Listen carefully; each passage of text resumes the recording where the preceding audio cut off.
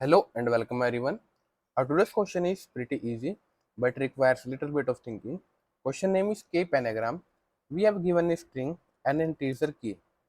So we will return true if the string can be changed at most k operations such that all the alphabets in the English dictionary must be present.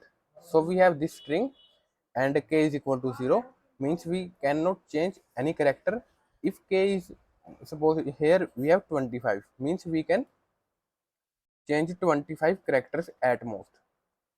So such that if all the characters present, then we will return true. So let's build the approach. One thing to note here is we cannot change spaces, so we will ignore the spaces. So first we have t. So either we can maintain an array because we know the size, or we can maintain this into a set. So t, then h, then e. So whenever there is a unique character or there is a character, we will increment our length. So n plus plus, because we will only increment when there is a character, and we will skip increment if there is a space. So then space we will not add into our set, and we will not increment our n. So currently n is 3. Then q, then increment, then u increment. So suppose we are at here the same character e. So e will not be added into the set, but we will increment our n variable. Okay, so we have some characters into our set and its length. So we will find how many unique characters are there. So unique characters we will know by set size. So these many unique characters are there, but we want all the 26 characters. So first we will write if the length of this string, we are ignoring the spaces, so we will check if the length means n, the length of this string is less than 26, but we want 26, so we will directly return false. So this is our first check. After that we will find how many unique characters are there. So we will know this many unique characters are there. So then we find pending characters or remaining characters. So we will subtract this unique from 26. So this is our pending characters, and our string length is 26 or more. 26 or more.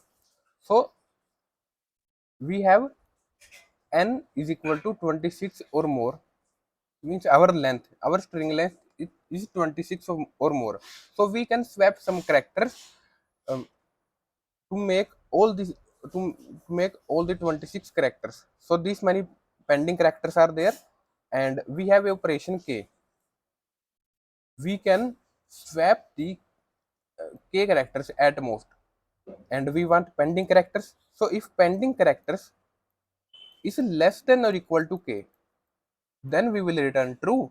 So this check only will return true or false. If pending character is less than or equal to k, so this will return true, otherwise return false.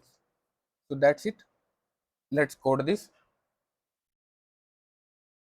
We have n and a set. We can set the initial size of the set by passing the size here. So this will not rehash. Then we will iterate. We cannot iterate directly in for each loop. So first we have to convert into a character array. So then we are iterating every character. If this is a space, then just skip it. Then else add into our stack set and increment your size. So we know the size of the characters.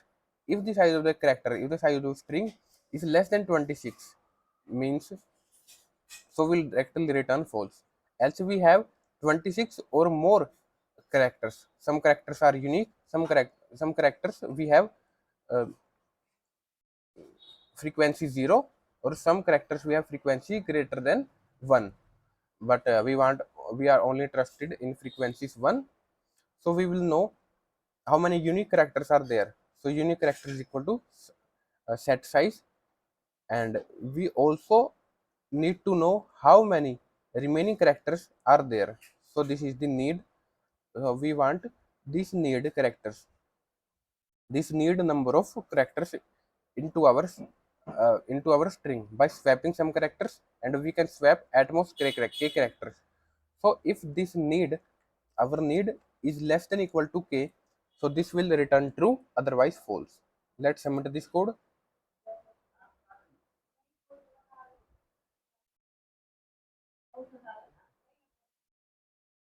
And we have successfully passed all the test cases. If you like this, a click on the subscribe button is highly appreciated. Then thank you all for watching this video.